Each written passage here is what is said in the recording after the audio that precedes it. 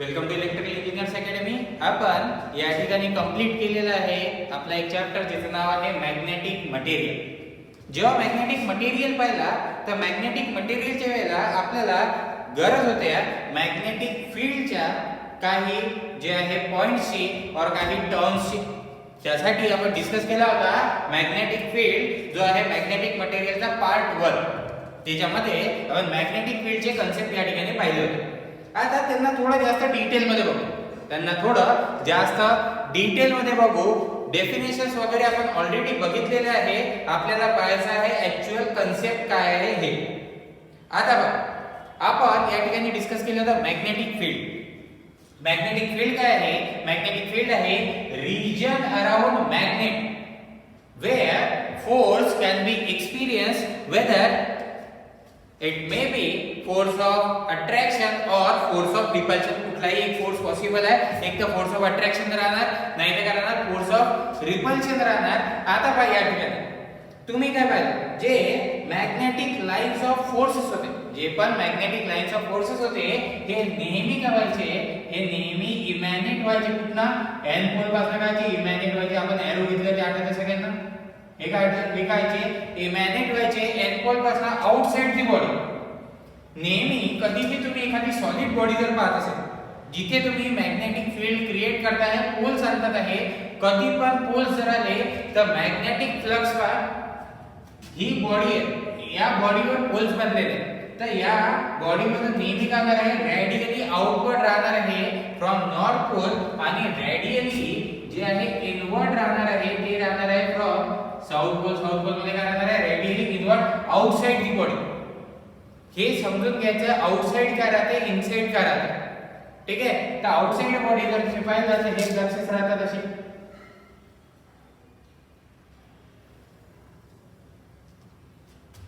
या ठिकाणी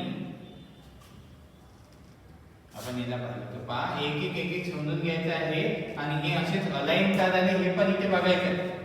इथे हे असेच का अलाइन झाले, आता पहा काय झालं, ही काय magnetic field region around magnet where force can be experience. इथे या एरिया मध्ये काय आहे, जर तुम्ही एखादा मॅग्नेटिक मटेरियल ठेवाल तर तो काय करेल, एक्सपिरियन्स करेल फोर्स ऑफ अट्रॅक्शन और force of repulsion. Force of attraction और काय करेल, फोर्स ऑफ रिपल्शन। पहा काय म्हणतात, नॉर्थ पोल पासून रेडियली आउटवर्ड आणि इथनं काय रॅडियली इनवर्ड, आणि मॅग्नेटिक लाईन्स ऑफ फोर्सेस जे आहे, मॅग्नेटिक लाईन्स ऑफ फोर्सेस जे आहे ते काय राहतात, ते राहतात always in a close loop. हे काय राहणार, हे राहणार आहे क्लोज लूप मध्ये। क्लोज लूप मध्ये राहतात म्हणजे नक्की काय, म्हणजे हे जर या पॉइंट पासून जर सुरू झाले, हे जर या पॉइंट पासून जर सुरू झाले तर हे संपतील तिथेच जिथून हे सुरू झाले।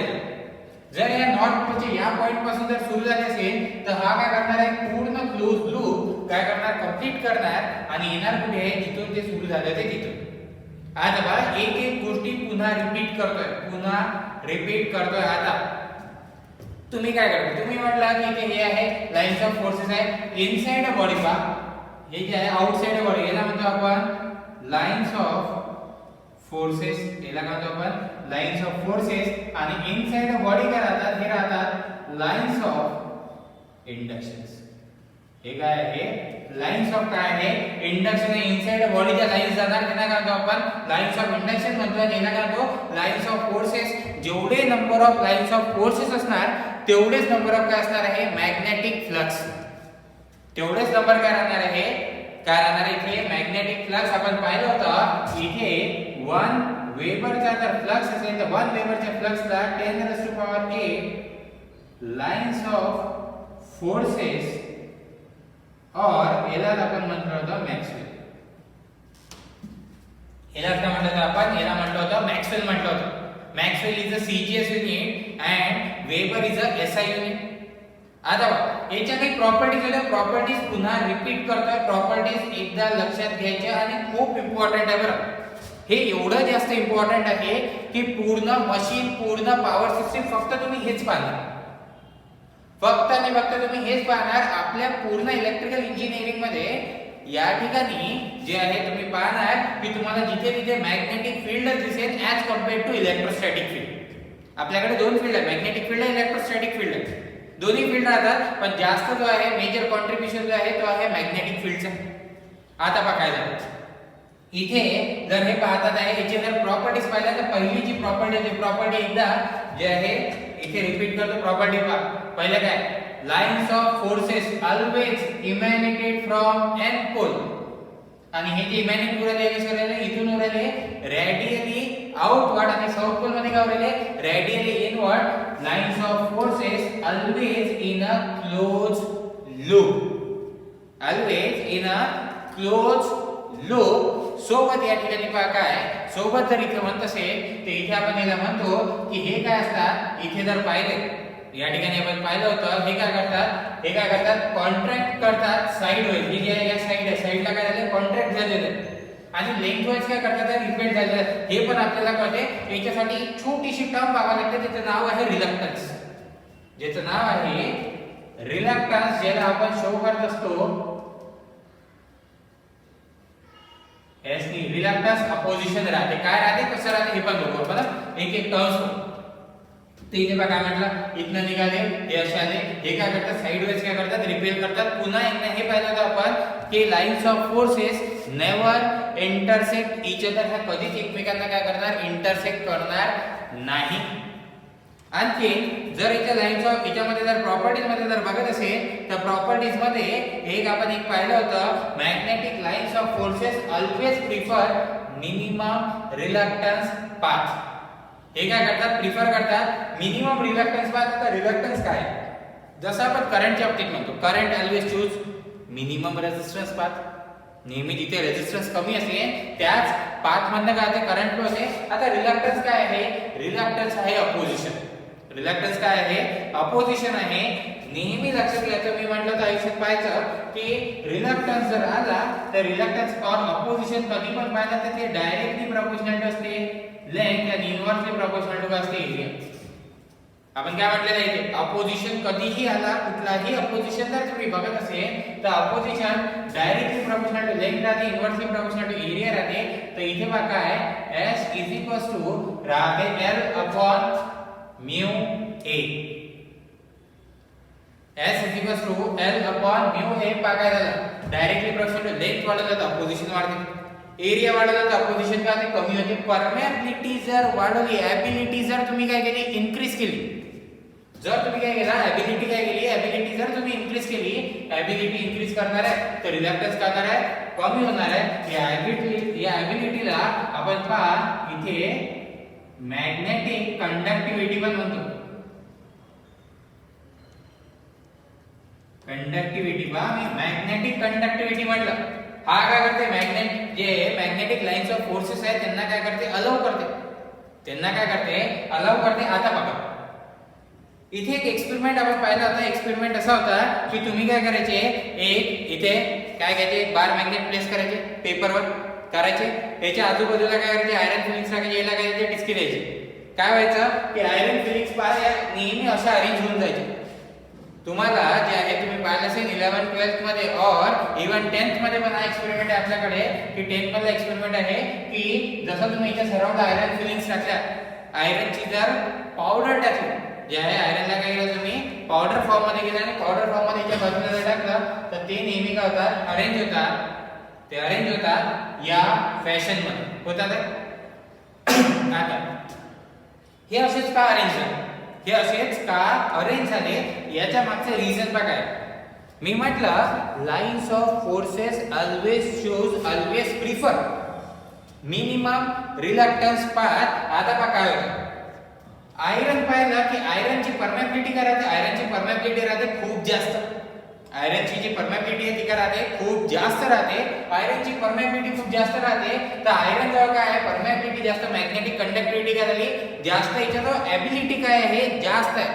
कशाची, to allow itself to be magnetise. तर इथे बघा काय होतं, ज्या आयरन फिलिंग्स आहेत त्या आयरन फिलिंग्स अशा ऑरेंज होऊन जातात. पहा हे जे दिसतात ना लाइन्स ऑफ फोर्सेस, हे जे आहे ह्या काय होऊन जातात मॅग्नेटिक फिलिंग्स होऊन जातात, अशा ऑरेंज होऊन जातात. तुम्ही जर बघा इथे तुम्हाला काय दिसेल, ज्या आयरनची पावडर आहे ती काय झाली इथे अशी अरेंज झालेली दिसेल.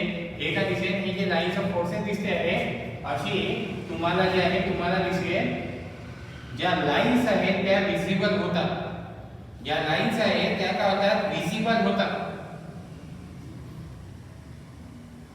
तर आता या ठिकाणी बघा, हे जे झालं, हे जे झालं, इथे आयरन काय झालं, आयरन फिलिंग्स काय झाल्या, या ठिकाणी काय झाल्या, अशा अरेंज झाल्या. का बरं अरेंज झाल्या अशा? रिझन काय याच्या मागचं? आयरन जवळ काय आहे, एबिलिटी आहे. एबिलिटी कशाची? Allow itself to be magnetise. आणि याच्या फ्लक्सला काय पाहिजे, मिनिमम रिलक्टन्स पाथ पाहिजे. मला सांगा, याच्या सराउंडिंगला काय आहे, एअर. एअरचा रिलक्टन्स काय असते, एअरची परमिटिव्हिटी किती आहे, 1. रिलेटिव्ह परमिटिव्हिटी किती, 1. ऍब्सोल्यूट किती, ऍब्सोल्यूट आहे 4 पाय × 10⁻⁷. पण तेच जर मी आयरनची जर पाहत असेल, तर आयरनची जी परमिटिव्हिटी आहे, आयरनची परमिटिव्हिटी आहे खूप जास्त, थाउजंड्स मध्ये राहते म्हटलं. ठीक आहे, राहते थाउजंड्स मध्ये राहते. तर मला एक सांगा ना, इथला एक फ्लक्स आहे, समजून घ्या, इथला एक फ्लक्स यायला बाहेर जाते, इकडे इथे बाहेर जाते, हा फ्लक्स दाखवतो मी, याच्याकडे हा फ्लक्स इकडे यायला बाहेर जाते.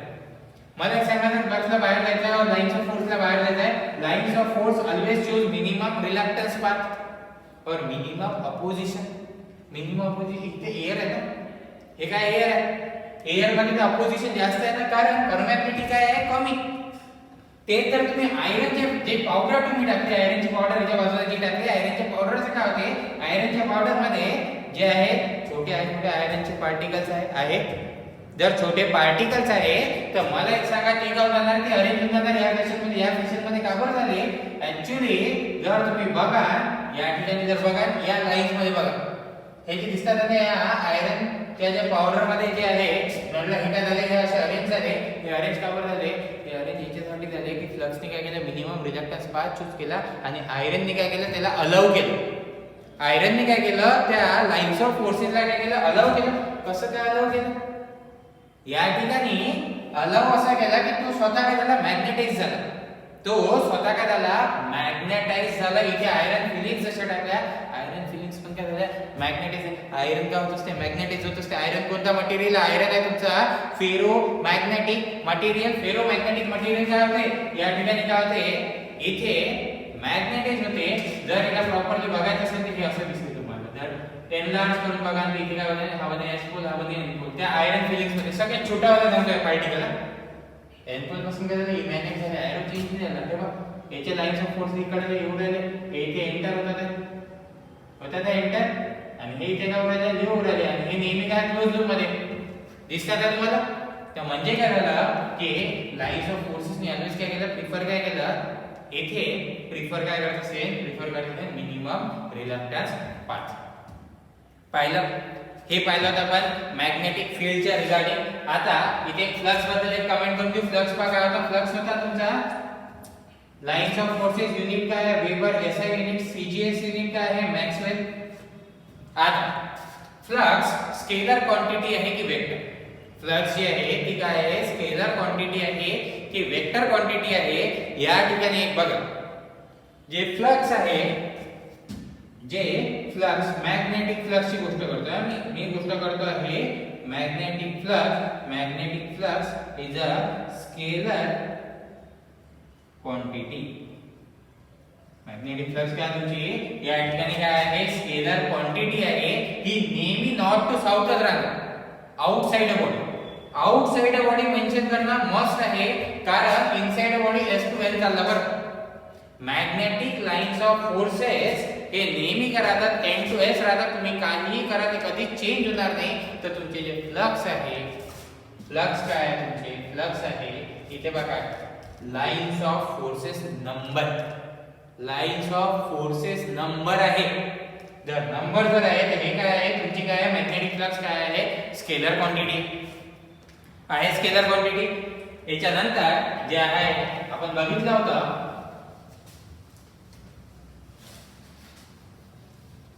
एक पॉइंट आपण रिवाइज करतो आहे सगळा. आपण या ठिकाणी जो नेक्स्ट होता, नेक्स्ट पाहिला होता आपण कुलम्स लॉ पाहिला होता. कुलम्स लॉ पाहिला होता. कुलमचा फर्स्ट लॉ काय होते, कुलमचा जो होता फर्स्ट लॉ, या ठिकाणी पाहतो आहे फर्स्ट लॉ आणि पाहू आपण सेकंड लॉ. फर्स्ट लॉ काय म्हणते, फर्स्ट लॉ म्हणते की अपोजिट पोल्स, इथे पाहिलं होतं आपण अपोजिट पोल्स काय करतात, अट्रॅक्ट इच अदर, आणि सेम पोल्स काय करतात, सेम पोल्स करतात रिपेल इच अदर करतात आहे. आणि नेक्स्ट आपण पाहिला होता सेकंड, पहिले काय म्हणते, पहिला लॉ म्हणते की अपोजिट पोल्स काय करतात, अट्रॅक्ट करतात मध्ये, सेम पोल्स काय करतात मध्ये, रिपेल करतात मध्ये. पण सेकंड काय म्हणते की जेव्हा फोर्स ऑफ अट्रॅक्शन येणार आणि फोर्स ऑफ रिपल्शन येणार, पहिला मध्ये फोर्स येते, दुसरा काय म्हणते किती येते.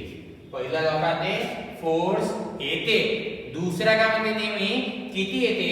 तर इथे जो सेकंड लॉ नुसार जर तुम्ही फोर्स बघायला आणि F is directly proportional to काय व्हायला होतं, F is directly proportional to product of their pole strength and inversely proportional to square of distance between them, and inversely proportional to square of distance between them. या ठिकाणी पाहिलं तर F is equals to हा काय असणार आहे 1 upon 4 pi mu 0 mu r m1 m2 divided by आता d square.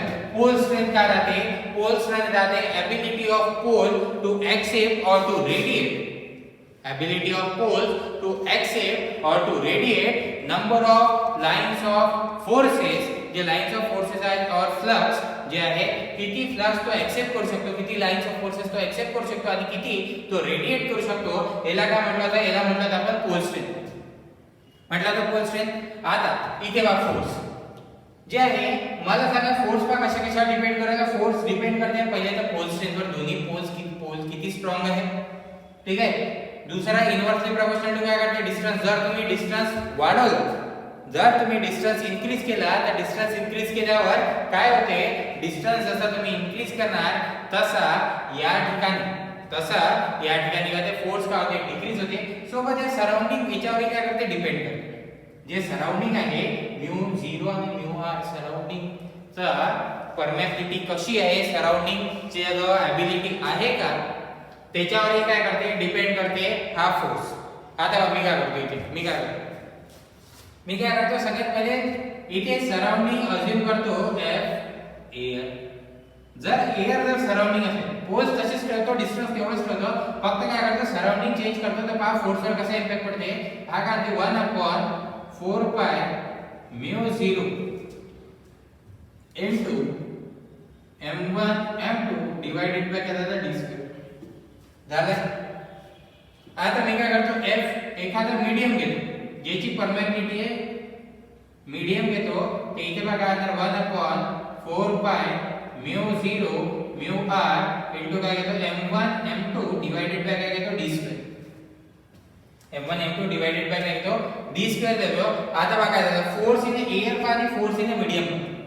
जर मीडियम असेल तिथे रिलेटिव्ह परमिएबिलिटी दिसते आहे, इथे रिलेटिव्ह परमिएबिलिटी इथे का नाही, कारण एअर ची रिलेटिव्ह परमिएबिलिटी किती राहते, ती किती राहते 1. एअर ची रिलेटिव्ह परमिएबिलिटी किती राहते 1 राहते. आता पण मी या दोघांचा रेशो घेतो, या दोघांचा जर रेशो घेतला तर मला इथे बघा काय मिळते, मला इथे जर आहे, मी जर घेतला, मी इथे घेतो पहा, इथे रेशो घेतो आहे, रेशो आहे F air divided by F medium. F air divided by काय घेतोय, डिवाइडेड बाय घेतोय मी F मीडियम. तर आता पण अशा कंडिशन मध्ये काय दिसते मला, जर मी दोघांचा रेशो घेतला, दोन्ही फोर्सचा रेशो आहे, दोन्ही जर फोर्सचा रेशो घेत असेल तर इथे आहे काय मिळणार आहे, हे मी इथे मला रिलेटिव्ह परमिएबिलिटी सगळ्याच्या सगळ्या टर्म्स कॅन्सल होऊन जाणार, सगळ्याच्या सगळ्या टर्म्स काय होऊन जाणार आहे, कॅन्सल होऊन जाणार आहे. आणि या ठिकाणी जर तुम्ही बघत असाल, तर काय झालं, जी रिलेटिव्ह परमिएबिलिटी एकदा आणखी डिफाइन झाली, रिलेटिव्ह परमिएबिलिटी काय झाली, आणखी एकदा डिफाइन झाली. Relative permeability is the ratio of force in air to force in medium. तर मला इथे रिप्लाय करा, मला इथे फक्त सांगा की सगळ्यात जास्त फोर्स कशात राहणार, मीडियम मध्ये राहणार की एअर मध्ये राहणार. जे आहे क्वेश्चन आहे की सगळ्यात जास्त फोर्स हा कशात राहणार, मीडियम मध्ये राहणार की या ठिकाणी एअर मध्ये राहणार. आणि जर कशातला जर जास्त झाला तर तुमची रिलेटिव्ह परमिएबिलिटी जास्त होणार. तर इथे थोडंसं लक्षात घ्या, जर फोर्स जर तुम्ही पाहत असेल, जर एअर मध्ये फोर्स जास्त असेल, मीडियम मध्ये कमी असेल, तेव्हा तुमची परमिएबिलिटी काय होणार आहे, या ठिकाणी काय होणार आहे, जास्त होणार. तेव्हाच तुमची जी रिलेटिव्ह परमिएबिलिटी आहे ती काय होणार आहे, या ठिकाणी काय होणार आहे, जास्त होणार आहे. तर इथे आपण एक डिफाइन केली, या कुलम्स लॉवरनं आपण एकदा डिफाइन करतो आहे रिलेटिव्ह परमिएबिलिटी पण. ठीक आहे. नेक्स्ट बघा, नेक्स्ट एक पॉइंट जे इथे आपण पाहतो आहे,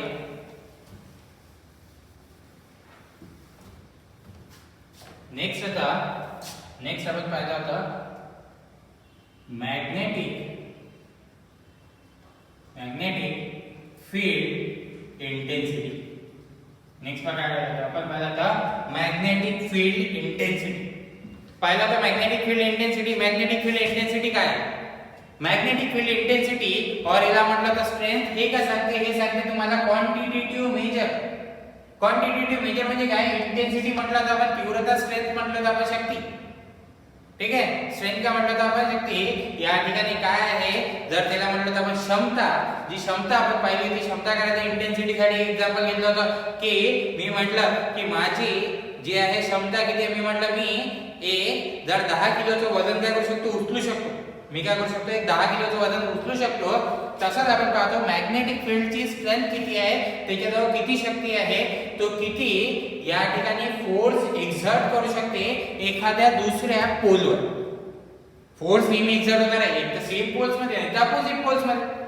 तर आपल्याला माहिती आहे आपली मॅग्नेटिक फील्डची इंटेन्सिटी किती आहे, तर या ठिकाणी याला पण आपण डिफाइन केलं होतं. याला माहिती होतं H इज इक्वल टू काय जातं, फोर्स पर वेबर. त्यावेळेला तर एखाद्या दुसऱ्या पोल याची स्ट्रेंथ आहे, पोल स्ट्रेंथ आहे m. जर मी याला पाहत असेल, ही काय असणार, फोर्स काय असते म्हणजे तुम्हाला फोर्स पाहता काय असते, 1/4 पाय mu 0 mu r m1 into m divided by d square divided by m. हा काय झाला कॅन्सल. हे बघा होत आहे 1/4 पाय mu 0 mu r m divided by d. तुम्ही m1 म्हणा और m म्हणा, दोन्ही पोल स्ट्रेंथ जर सारखे घेतले तर m divided by काय झाला, d झाला. जर याचं युनिट पाहत असेल तर याचं युनिट होतं न्यूटन, याचं युनिट होतं न्यूटन पर कूलम. याचं युनिट काय होतं, न्यूटन पर कूलम होतं. और इंटेन्सिटीला आपण एका आणखी नेहमी म्हटलं होतं की h इज इक्वल टू काय राहते, h इज इक्वल टू राहते ni डिवाइडेड बाय काय l. ठीक आहे. ni डिवाइडेड बाय काय राहते l. याचं युनिट पाहिलं तर ते युनिट होतं एंपियर टर्न पर मीटर और एंपियर पर मीटर. पण याच्यासाठी हे मी एकदा स्पेसिफिक करतो, या ठिकाणी एकदा स्पेसिफाय करतो की हे काय आहे. हे जनरली जेव्हा तुम्ही पाहणार, हे जेव्हा पाहणार, हा फॉर्म्युला इंटेन्सिटीचा हा आहे सॉलिनॉइड साठी. हा कशासाठी आहे, हा आहे तुमचा सॉलिनॉइड साठीचा. ठीक आहे. सॉलिनॉइड काय असते, हे राहते सॉलिनॉइड म्हणजे काय, तुम्ही काय घेतला इथे या ठिकाणी काय घेतला, कोर घेतला, तिच्यावर काय केलं, नंबर ऑफ टर्न्स काउंट केले आणि इथे तुम्ही काय केलं, डीसी सप्लाय दिला और एसी सप्लाय जो पण सप्लाय देतो तो या ठिकाणी काय येणार आहे, सॉलिनॉइड साठी काय राहणार आहे, Ni divided by L. n काय नंबर ऑफ टर्न्स, I काय current flowing through that turns आणि L काय आहे लेंथ. ही जी लेंथ आहे ही कोणती लेंथ राहते, ही राहते, याला पुन्हा मेन्शन करतो, याला म्हणतो आपण मीन लेंथ. ही कोणती लेंथ राहते, मीन लेंथ राहते. ओके. ही काय राहते तुमची मीन लेंथ राहते. हे तर सॉलिनॉइड साठी झालं. जर टोरॉइड साठी जर पाहत असेल तर टोरॉइड साठी काय राहते, Ni डिवाइडेड बाय 2 पाय r. टोरॉइड साठी. ठीक आहे. टोरॉइड साठी काय राहते, या ठिकाणी Ni डिवाइडेड बाय 2 पाय r. 2 पाय r काय राहते, याची मीन लेंथ राहते. टोरॉइड कसा बनते हे पण पाहून घ्या. टोरॉइड राहते एक सर्क्युलर स्ट्रक्चर. ठीक आहे. याला जर याला आपण ड्रॉ केला, हे राहते असं आणि याच्यावर काय करता तुम्ही, काय करता, नंबर ऑफ टर्न्स काय करता, वाउंड करता. याच्यावर काय करता, नंबर ऑफ टर्न्स काय करता, वाउंड करता. तर याला म्हणतो आपण टोरॉइड. हा काय राहते तुमचा, हा राहते तुमचा टोरॉइड. ठीक आहे. टोरॉइड साठी जी मीन लेंथ राहते, मीन लेंथ काय राहते, याचा सर्कम्फरन्स. मीन लेंथ काय राहते, याचा काय राहते, सर्कम्फरन्स राहते, तो काय राहते 2 पाय r. तो काय राहते 2 pi r even for any current carrying conductor. Even for any current carrying conductor इथे इंटेन्सिटी राहते Ni, तिथे n ने राहणार, कारण जर कंडक्टरचं सिंगल कंडक्टर जर पाहत असेल तर सिंगल कंडक्टर साठी हे राहते I अपॉन, या ठिकाणी जर सिंगल कंडक्टर जर म्हणत असेल तर सिंगल कंडक्टर साठी राहते I अपॉन 2 pi r. हे काय राहते I upon 2 pi r for a single conductor. जर एक सिंगल कंडक्टर हे आपण पाहणार. हा आत्ताचा आपला टॉपिक आहे. या टॉपिकला आता आपण डिस्कस करणार आहे की कुठलाही current carrying conductor magnetic field कशी प्रोड्यूस करते, काय त्याचं नेचर राहते, काय त्याच्या प्रॉपर्टीज आहेत, त्या सगळ्या गोष्टी याला आता डिस्कस करू आपण. या ठिकाणी ओव्हरऑल कन्क्लुजन्स मध्ये काय आहे, इंटेन्सिटी पाहिलं फोर्स पर युनिट जे आहे weber, force per unit weber, याला पाहिलं तर न्यूटन, ओके सॉरी इथे एक मिनिट याला करेक्ट करतो, not Newton per coulomb, Newton per weber. ठीक है, थोड़ा सा इथे मिस्टेक झाली ती, Newton per weber not coulomb, Newton per coulomb पण इंटेन्सिटी राहते, पण ती जी इंटेन्सिटी राहते ती राहते इलेक्ट्रिक फील्ड इंटेन्सिटी. इथे चुकून कूलम लिहिलं गेलं होतं, हे काय आहे न्यूटन पर वेबर. ठीक आहे, फोर्स डेन्सिटी युनिट काय तुमचं काय आहे वेबर आहे. आता बघा या ठिकाणी जर हे पाहत असेल इंटेन्सिटी काय आहे, intensity is vector quantity. Intensity काय आहे तुमची, इंटेन्सिटी आहे तुमची वेक्टर क्वांटिटी. वेक्टर क्वांटिटी म्हणजे काय की याला नेहमी डायरेक्शन राहणार. पण तुम्ही काय करायचं, तुम्ही जर एका हा जर घेतला फेरोमॅग्नेटिक मटेरियल, याला काय लिहिलं की याला म्हणतो मी फेरोमॅग्नेटिक मटेरियल. या फेरोमॅग्नेटिक मटेरियलला मॅग्नेटाइज करण्यासाठी मॅग्नेटिक फील्ड इंटेन्सिटी द्यायचो आपण. आठवते इंटेन्सिटी ज्या डायरेक्शनची त्याच डायरेक्शनचा वर्क डन व्हायचं, त्याच डायरेक्शनने काय डायपोल्स ओरिएंट व्हायचे, तसंच काय व्हायचं मॅग्नेटायझेशन व्हायचं. तसंच काय व्हायचं मॅग्नेटायझेशन व्हायचं. ज्या डायरेक्शनचा तुम्ही सप्लाय द्याल त्या डायरेक्शनचा हे करायचे. इंटेन्सिटी काय राहते, इंटेन्सिटी बद्दल आणखीन एक पॉइंट, इंटेन्सिटी राहते तुमचा input to magnetic field. Magnetic फील्डचं जे इनपुट आहे, मॅग्नेटिक फील्डचं जे इनपुट आहे ते काय आहे, इंटेन्सिटी आहे Ni/L. ठीक आहे, याला पुढे पण डिफाइन करू. Ni राहते तुमचा mmf. Ni काय राहते तुमचा mmf per unit length, ampere per metre और ampere turn per metre.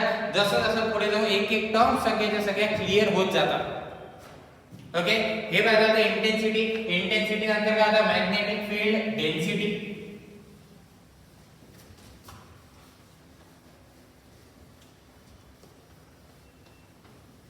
Intensity नंतर जे राहते ती राहते मॅग्नेटिक फील्ड जी आहे डेन्सिटी. या ठिकाणी याला पण जे आहे डिफाइन करताना इथे पाहिलं तर B, इथे काय पाहिलं तर B इज इक्वल टू पाहिलं होता 5/8.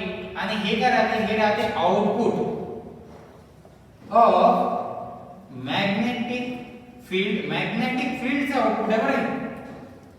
हे काय आहे मॅग्नेटिक फील्डचं आउटपुट. आता पहा कसं होतं, हे काय आहे कसं आहे पहा. तुम्ही पहा काय केलं, जर मी ते एक इलेक्ट्रिक सर्किट जर ड्रॉ करत असेल, मला एक सांगा इलेक्ट्रिक सर्किट जर ड्रॉ करत असेल, ही सर्किट याच्यात काय फ्लो होत असते, याच्यात काय फ्लो होत असते, करंट फ्लो होत असते. हो राहिला करंट फ्लो. पण करंट फ्लो होण्यासाठीची जी रिक्वायरमेंट आहे पहा, करंट फ्लो होण्यासाठीची रिक्वायरमेंट काय, पहिले तर काय पाहिजे क्लोज पाथ. पहिले तर काय आहे क्लोज पाथ. दुसरं काय आहे potential difference. Potential difference, potential difference. या ठिकाणी काय तुम्हाला काय क्लोज पाथ पाहिजे आणि सोबत काय पोटेन्शियल डिफरन्स. पोटेन्शियल डिफरन्स एवढा मिनिमम पोटेन्शियल डिफरन्स पाहिजे जो सेटअप करू शकेल करंटला, जो सेटअप करू शकेल करंटला. याचा मीनिंग का काय, माझ्याकडे ना 1.5 व्होल्टचा जे आहे जी बॅटरी आहे, जी आपण रिमोट मध्ये वगैरे टाकतो, ती बॅटरी आहे माझ्याकडे आहे. या बॅटरीला मला एक सांगा, मी जर असं धरलं आहे पॉझिटिव्हला इथे हात लावला, इथे निगेटिव्हला लावला, मला एक सांगा करंट फ्लो होते का माझ्यात, नाही होत. रिझन काय आहे, रिझन आहे की माझा रेझिस्टन्स काय आहे खूप जास्त आहे. एखाद्या ह्युमन बॉडीचा रेझिस्टन्स अप्रॉक्सिमेटली 1000 ओहमच्या जवळपास राहते. 1000 पुढे तुम्हाला 1100 दिसून जाणार, पुढे तुम्हाला 1200 दिसून जाणार. एवढं काय राहते रेझिस्टन्स राहते. आणि व्होल्टेज काय आहे, व्होल्टेज खूप कमी आहे. तुम्हाला एवढं सफिशियंट व्होल्टेज पाहिजे की इथे करंट सेटअप करावं लागेल. तिथे काय आहे इनपुट काय आहे, इनपुट आहे व्होल्टेज, आउटपुट काय आहे current. Current is directly proportional to काय आहे व्होल्टेज हा तुमचा ओहम्स लॉ होता ना, and output is directly proportional to the input. जेवढं इनपुट आहे थोडंच काय मिळणार आहे तुम्हाला, काय मिळणार आहे आउटपुट मिळणार आहे. हे जर सेम तुम्ही अप्लाय करता आहे, हे इथे अप्लाय करता आहे, तर इथे काय पाहिलं होतं, इनपुट काय तुमचा इंटेन्सिटी आहे H आणि आउटपुट काय आहे डेन्सिटी. याला केलं तर directly proportional V is equal to पाहिलं होता म्यू 0 म्यू r इनटू काय H. Mu 0 mu r into काय H आहे. आता सोबत ही जी आहे ही क्वांटिटी पण आहे वेक्टर क्वांटिटी. पुन्हा एकदा मेन्शन करतो प्रॉपरली पहा. एक फक्त अशी जेपी गुप्ता अशी बुक आहे ज्या जेपी गुप्ताने या फ्लक्स डेन्सिटीला स्केलर क्वांटिटी म्हटले. फक्त जेपी गुप्ता अशी बुक आहे की ज्यांनी याला स्केलर क्वांटिटी म्हटलं आहे. ही स्केलर क्वांटिटी नसते, ही राहते तुमची वेक्टर क्वांटिटी. ठीक आहे. आता याला वेक्टर क्वांटिटी का बरं राहते, कशी राहते, या ठिकाणी जे आहे सांगतो. इथे पहा, हे जे याच्यासाठी तुम्हाला अप्लाय करावं लागते, इथे याला सगळ्या गोष्टीला पाहावं लागते वेक्टर एनालिसिस मध्ये. तुम्हाला लागते वेक्टर म्हणजे तुम्हाला हे पाहावं लागते ईएमटी मध्ये, इलेक्ट्रोमॅग्नेटिक थेरी और ईएमएफ ज्याला म्हणतो इलेक्ट्रोमॅग्नेटिक फील्ड. त्याच्यात एक चॅप्टर आहे मॅग्नेटिक फील्ड. त्या मॅग्नेटिक फील्डला जसं पहा त्या पॉइंट मध्ये तुम्हाला दिसेल की जेव्हा तुम्ही फ्लक्स डेन्सिटी कॅल्क्युलेट कराल तर फ्लक्स डेन्सिटी सोबत एक युनिट वेक्टर येणार. नेहमी काय येणार, युनिट वेक्टर येणार. त्याच्या अलॉंगच ही काय राहणार, हे डेन्सिटी राहणार. ही डेन्सिटी नेहमी काय राहते तुमची, राहते वेक्टर क्वांटिटी राहते. ही काय राहते तुमची, ही राहते वेक्टर क्वांटिटी. तर या ठिकाणी आता ही मोस्ट इम्पॉर्टंट जे आहे एक कन्सेप्ट आपण इथे शिकू. या ठिकाणी हा जो कन्सेप्ट आहे हा आहे magnetic field due to current carrying conductor. आता याच्याकडे पूर्ण लक्ष द्यायचं. या करंट कॅरिंग कंडक्टर मुळे जी आहे मॅग्नेटिक फील्ड कशी क्रिएट होते, काय होते हे पण पहा. मी काय म्हटलं होतं, माझं सेंटेन्स बघा होतं. मी म्हटलं होतं की मॅग्नेटिक फील्ड साठी रिस्पॉन्सिबल काय, रिस्पॉन्सिबल आहे करंट लूप. तुम्हाला काय पाहिजे, तुम्हाला पाहिजे करंट लूप पाहिजे. जर करंट लूप असेल तर काय होते, मॅग्नेटिक फील्ड क्रिएट होते. ठीक आहे. आता इथे हे आपल्याला म्हणजे करंट साठी असंच पाहिजे. इथे आपण करंट साठी काय, करंट नेहमी काय होते क्लोज लूप मध्ये फ्लो होते. करंट काय होते नेहमी काय होते तुमचा काय होते, या ठिकाणी फ्लो कशातून होते, क्लोज लूप मध्ये होते. आता हे जे आहे मॅग्नेटिक फील्ड साठी ओरियस स्टेटने एक एक्सपेरिमेंट परफॉर्म केला. ओरियस स्टेटने एक्सपेरिमेंट परफॉर्म केला. त्यांनी काय केला, एक असा घेतला पेपर, एक काय घेतला, एक पेपर घेतला.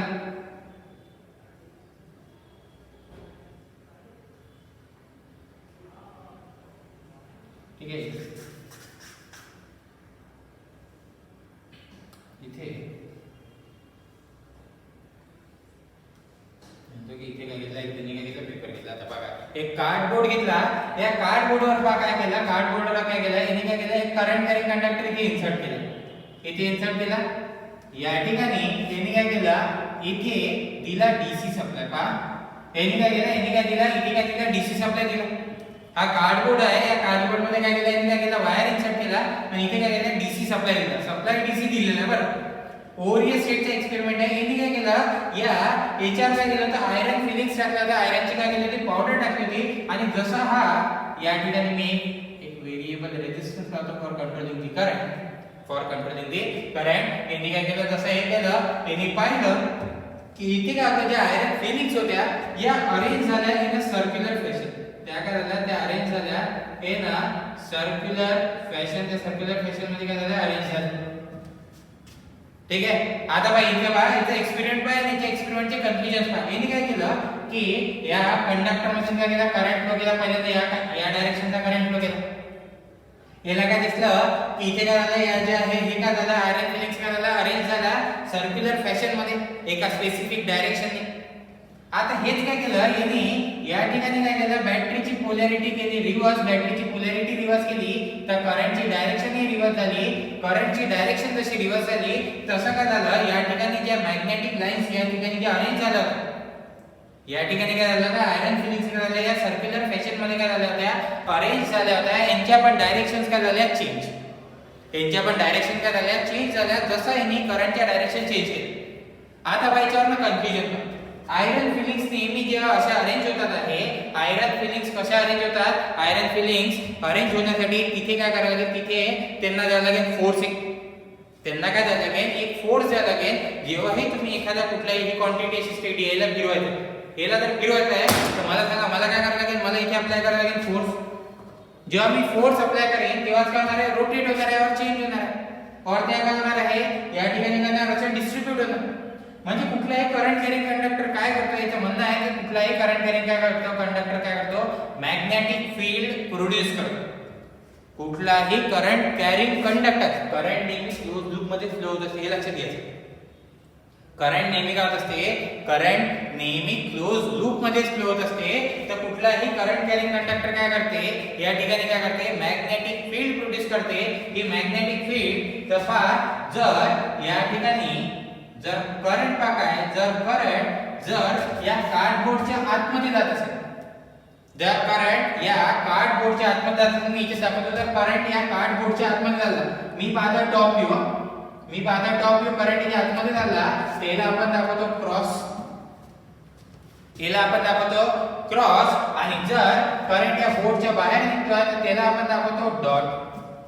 त्याला काय दाखवतो आपण, त्याला दाखवतो आपण डॉट. क्रॉस काय आहे, करंट फ्लोइंग इनसाइड, ठीक आहे, करंट फ्लोइंग इनसाइड. आणि डॉट काय, current flowing outside the surface, ठीक आहे, सरफेसच्या बाहेर निघतो आहे. या कार्डबोर्ड वरून जर बाहेर जातो तर हा काय होता, डॉट. याच्या आतमध्ये जात असेल तर काय आहे, क्रॉस आहे. तर इथे जेव्हा आतमध्ये जात होता तेव्हा यांनी काय केलं, यांनी मॅग्नेटिक फील्ड क्रिएट केली अशी, यांनी काय केली अशी मॅग्नेटिक फील्ड. आणि जेव्हा बाहेर निघत होता तेव्हा काय केलं, तेव्हाही काय केलं, यांनी मॅग्नेटिक फील्ड प्रोड्यूस केली. हे जे आहे हे अशी प्रोड्यूस केली. आता यांच्या डायरेक्शन्स पहा कशा राहतात. जर क्रॉस असेल तर क्रॉस असताना हे काय करतात, क्लॉकवाईज डायरेक्शनचे हे करतात मॅग्नेटिक फील्ड. आणि जेव्हा हे डॉट राहते तेव्हा काय करते, तेव्हा करते अँटी क्लॉकवाईज डायरेक्शन. पामी कांतर हे काय आहे, क्लॉकवाईज. हे काय झालं, हे झालं अँटी क्लॉकवाईज. हे कन्क्लुजन्स कशावर मिळाले, हे कन्क्लुजन्स मिळाले तुम्हाला या ओरिय स्टेटनी जो एक्सपेरिमेंट परफॉर्म केला होता त्याच्यावर. ह्या ओरिय स्टेटनी जो एक्सपेरिमेंट परफॉर्म केला होता त्याच्यावर. म्हणजे आता याच्यावरनं काय झालं, याच्यावरनं माहिती काय याच्यावरनं या एक्सपेरिमेंटनं आपल्याला काय मिळालं, या एक्सपेरिमेंटनं हे मिळालं की कुठलाही करंट कॅरिंग कंडक्टर काय करते, मॅग्नेटिक फील्ड काय करते, प्रोड्यूस करते, कळते. आणि मॅग्नेटिक फील्डची जी डायरेक्शन आहे ती डिपेंड करते डायरेक्शन ऑफ करंट. ती काय करते, डिपेंड कशावर करते, डायरेक्शन ऑफ करंट वर. जसा डायरेक्शन ऑफ करंट असेल तशीच काय असणार आहे, तुमची काय असणार आहे, त्या करंट कॅरिंग कंडक्टरच्या अराउंड. एक पुन्हा मेन्शन करतो पहा, या ठिकाणी हा जर करंट कॅरिंग कंडक्टर आहे पहा, हा जर करंट कॅरिंग कंडक्टर, मी इथे याला दाखवतो डीसी सप्लाय देतो.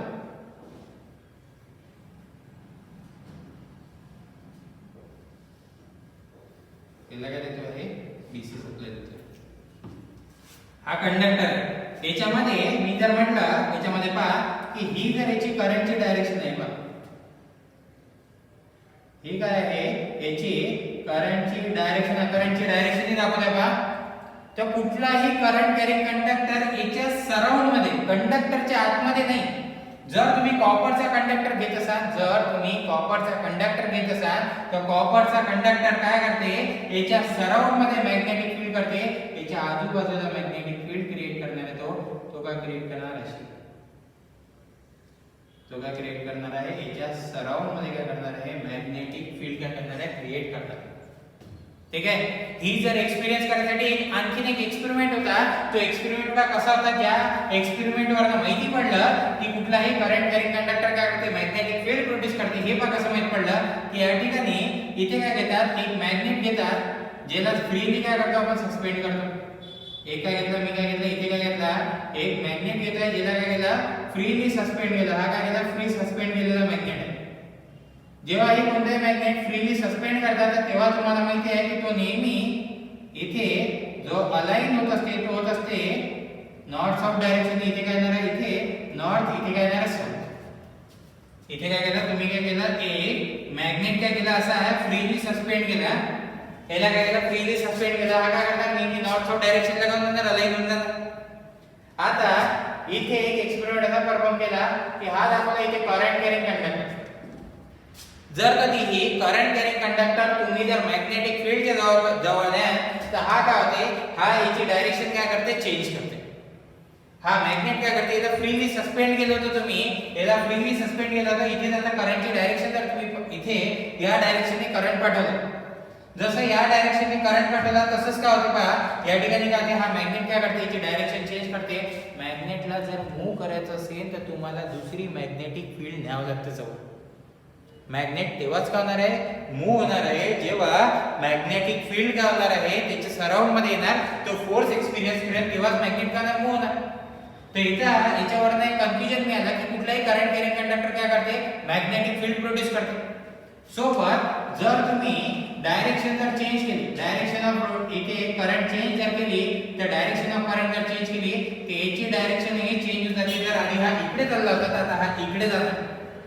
म्हणजे काय, मॅग्नेटिक फील्डची डायरेक्शन काय आहे, कशी डिपेंड करते, करंटच्या डायरेक्शनवर काय करते, या ठिकाणी काय करते, डिपेंड करते. आता बघा, मी म्हटलं कुठलाही करंट कॅरिंग कंडक्टर काय करते, मॅग्नेटिक फील्ड प्रोड्यूस करते. जर तो इनसाइड दी सरफेस असेल, हे इनसाइड दी सरफेस आपण बघू कसं राहतं. हा जर करंट असा आतमध्ये चालला असेल तर हा काय करणार आहे, हा बनवते क्लॉकवाईज डायरेक्शनचा. हा जर बाहेर चालला असेल तर हा काय करते, अँटी क्लॉकवाईज डायरेक्शनच्या.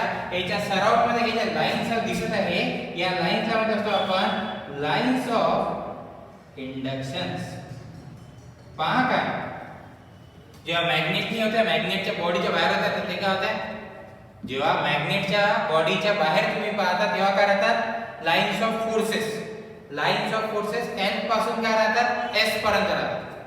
काय राहतात आउटसाइड बॉडी, इनसाइड काय राहतात, लाईन्स ऑफ काय राहतात, इंडक्शन राहतात. हे कोणते आहे, हे काय आहे, लाईन्स ऑफ इंडक्शन आहे. याच्या काही प्रॉपर्टीज आहेत, याच्या काही काय आहे प्रॉपर्टीज आहे. याच्या प्रॉपर्टीज काय आहे बघून घ्या, जे एक्सपेरिमेंट वरून मिळाल्या की या ठिकाणी lines of inductions are always in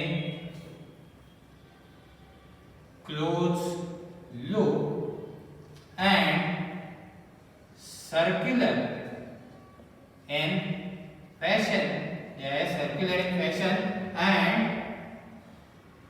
symmetric about conductor. या काय आहे, सिमेट्रिक अबाउट काय, कंडक्टर. कुठल्याही कंडक्टरचे जर करंट कॅरिंग कंडक्टर असेल त्याच्या अराउंड मध्ये काय राहतात, लाईन्स ऑफ इंडक्शन राहतात. या लाईन्स ऑफ इंडक्शन काय राहतात, नेहमी क्लोज लूप मध्ये राहणार, याच्या सर्क्युलर नेचर मध्ये. सोबत इथे माझ्या सर्क्युलर म्हणजे सोबत काय राहणार, सिमेट्रिक राहणार. सिमेट्रिक राहणार म्हणजे काय, सिमेट्रिक म्हणजे और त्याला तुम्ही कॉन्सेंट्रिक म्हणा, की कॉन्सेंट्रिक काय, सेंटर मध्ये सर्कल तुमचा कंडक्टर आहे, याच्या सराउंड मध्ये काय राहणार, लाईन्स ऑफ फोर्सेस काय आहे या ठिकाणी तुम्हाला दिसतात आहे. नेक्स्ट या ठिकाणी जर मी बघत असेल, जसं जसं तुम्ही पहा या कंडक्टरच्या बाजूला सेकंडची प्रॉपर्टी, सेकंड प्रॉपर्टी बघा काय म्हणते, सेकंड प्रॉपर्टी म्हणते as we move away from conductor, conductor पासून सरफेस पासून जसं जसं दूर जातो, move from conductor, the spacing between lines of induction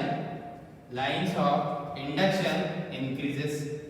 जसं जसं तुम्ही काय करणार आहे, ह्याच्यापासून जसं जसं दूर जाणार, जसं जसं या कंडक्टर पासून काय जाणार आहे, तुम्ही काय जाणार आहे, हे दूर जाणार आहे, तसं तसं काय होणार आहे, त्यांच्या जे आहे स्पेसिंग काय जाणार आहे, वाढत जाणार आहे.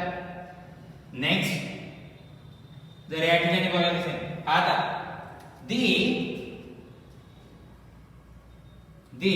या ठिकाणी थर्ड पॉइंट बघा, ते थर्ड पॉइंट मध्ये the direction of lines of induction depends on direction of current. जसा डायरेक्शन ऑफ करंट राहणार आहे तसंच काय राहणार आहे, या ठिकाणी ते डायरेक्शन ऑफ काय राहणार, लाईन्स ऑफ इंडक्शन. जर इनसाइड असेल तर काय क्रॉस साठी काय क्लॉकवाईज, आउटसाइड असेल तर काय डॉट, त्याला काय म्हणतो आपण, ते काय ते आहे तुमच्या या ठिकाणी अँटी क्लॉकवाईज सोबत जर पाहत असेल मॅग्नेटिक इंडक्शन और या ज्या लाईन्स ऑफ इंडक्शन आहे याची जी स्ट्रेंथ आहे, याची जी स्ट्रेंथ आहे ती काय करते, डिपेंड करते जेवढा अमाउंट ऑफ करंट यातनं फ्लो होणार तेवढाच काय होणार आहे, जेवढा अमाउंट ऑफ करंट फ्लो होणार तेवढाच काय राहणार आहे लाईन्स ऑफ इंडक्शन और त्यांची काय राहणार आहे स्ट्रेंथ राहणार, त्यांची काय राहणार आहे या ठिकाणी काय राहणार आहे स्ट्रेंथ राहणार. पुन्हा रिपीट करतो बा. हा आहे तुमचा सरफेस ऑफ कंडक्टर, हा काय तुमचा, हा आहे तुमचा सरफेस ऑफ कंडक्टर. पहा हा तुमचा सरफेस ऑफ कंडक्टर आहे. या सरफेस ऑफ कंडक्टरचा सगळ्यात जास्त लाईन्स ऑफ फोर्स राहणार जवळ. जसं जसं याच्यापासून तुम्ही मूव्ह होणार त्यांची जी स्पेसिंग आहे ती काय जाणार आहे, वाढत जाणार आहे. क्राउडेड कुठे राहणार आहे, नियर टू सरफेस.